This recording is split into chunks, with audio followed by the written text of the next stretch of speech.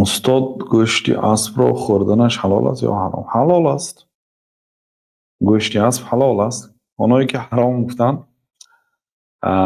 تکیه به آیت قرآن کردن که الله تعالی میگه که والخیل والبغال والحمیر لترکبوها وزینه. ما اسب را، خچیر را، خر را آفریدیم تا اینکه شما سوار شوید و زینه و همچون زینت گفت.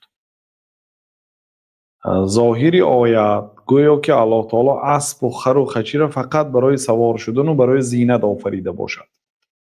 لیکن اینچنین همسایش اسب در اینجا همسایه آمده است با خر و خچیر.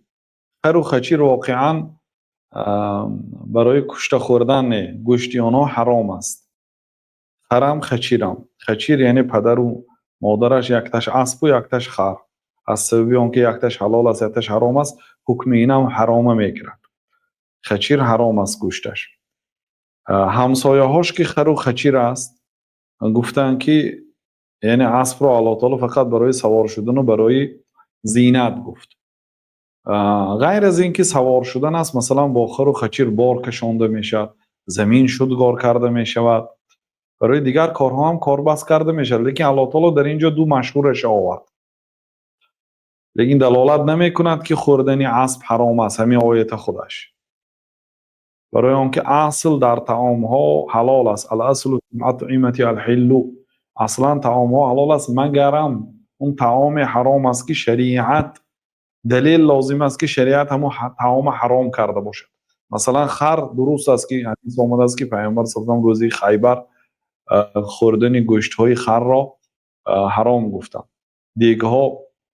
دیگها جوشیدگی بود. اینا در جنگ خیبر در سفر در مشقت گرسنگی با خر شوربا کرده بودند. دیگها جوشیدگی بود، گوشت های خر پختگی بود. ناگاه یک منادی جناب رسول الله صلی الله علیه و آله ندا کرد در بین مردم که ای مردم، الله تعالی و رسولش شما را از خوردن گوشت خر منع میکند. خری خانگی از تمام دیگها چپه کرده شد. یعنی وحی آمد که گوشت خر حرام گشت. شریعت هر روز می آمد، هر روز کم کم احکام میشه. یک باره یک احکام روز همه چیز آمدگی نیست. مانند تورات یک کتابی مکمل به موسی آمدگی است، اما قرآن آیت هر روز در مدت 23 سال شریعت مکمل شد. در آخرش الله تعالی گفت که الیوم اکملت لکم دینکم و اتممت علیکم نعمتی و رضیت لکم الاسلام دینا. امروز من دینی اسلام را پره کردم. الیوم اکملت لکم، کامل کردم. تا امروز پره نبود، ناقص بود. الیوم اکملت لکم دینکم، امروز من دین شما را مکمل کردم. و اتممت علیکم نعمتی خودم را برای شما به پرگی دادم. و رضیت لکم الاسلام دینا، دین مقدس اسلام را همچون دین برای شما من راضی شدم. یعنی طبق همین دین عمل کنید. گوشت خرم همون روز حرام شد. بعد همه دیگها چپه کرده شد، مردم نخوردن. پیامبر صلی الله علیه و آله حرام کردن. برای آنکه گوشت خر من بگذار طبیب ها بها دهند. برای چی حرام کرد؟ هر چیزی که الله تعالی حرام کرد و برای تنی آدمی نمیفارد. شاید معده آدمی گوشت خر را حل کرده نتواند و برای جسم ضرر کند.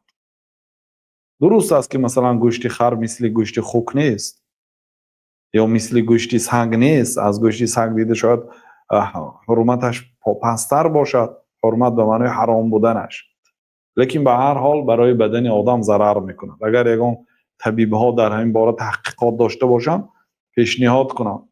یعنی بیهوده نیست. برای اینکه ما در شریعت قاعده کلی داریم، هر چیزی که ضرر دارد شریعت حرام کرده است.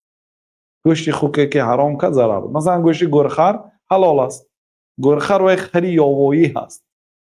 این خرا خری اهلی هست، خری خانگی حرام است. اما خری یاوایی که رخرخ است اون خرا حلال است.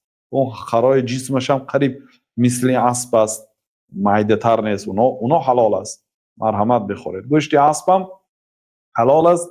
حضرت اسماء گفتن که نحرنا على عهد رسول الله صلی الله علیه و سلم فرسا فاکلناه و نحن فی المدینه. در زمان جناب رسول الله صلی الله علیه و سلم ما در مدینه یک اسب را نحر کردیم، یعنی گردنش رو بریدیم، حلال کردیم، خوردیم و ما در مدینه منوره قرار داشتیم در زمان رسول الله صلی الله علیه و سلم، زمان نزول قرآن.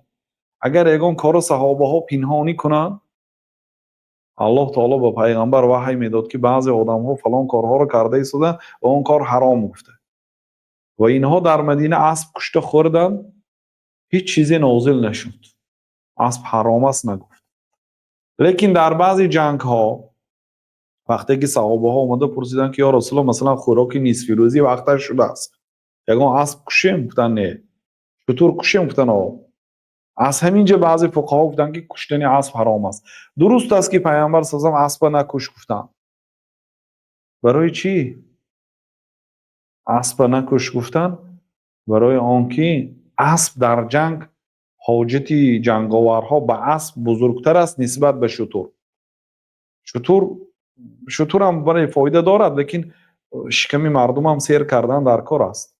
حتی عینها یعنی رزویدچیک ها، اونایی که خبرم چینده می آمدن، عددی ذبح شتر می شمردن، خواه از جهت دشمن باشد خواه از جهت مسلمان ها. چند تا شتر می کشد در یک روز؟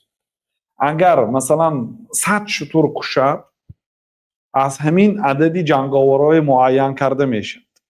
مثلا یک شتری معتدل اگر 300 کیلوگرم گوشت کند، این دلالت میکند که 300 نفر 1 کیلویی اگر خورد در 3 محل، شاید در این سفرها آدم 1 کیلو گوشت هم خورد و این گوشت هم که وقتی میپزید کم میشد.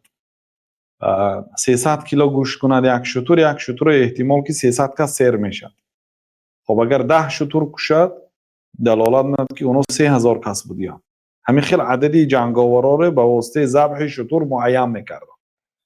پیامبر صلی الله علیه و سلم وقتی پرسیده شدن از ذبح از نحر اسب من کردن تا نکشید. بعضی ها همین فهمیدن که یعنی پیغمبر صلی الله علیه و سلم وقتی من کردن این دلالت میکند که حرام است گفته. نه، و این مخصوص به همون جنگ بود. مثلا شما سرداری خانواده یک کس میبید و میگوید که حضرت گوسفند کشیم یا قلو ایندیوک، میگوید که نه گوسفند نکش، مقصد همین روز تبتون گوسفند نبرداشته ایستاده است، ایندیوک کش، گوسفند نکش. نهی کردن از کشتن گوسفند این دلالت میکند که حرام است. نه، یک همین حادثه دلالت نمیکند به حرام بودن گوشت اسب. بنابراین قول صحیح گوشت اسب حلال و پاک است، بخورید به نام الله.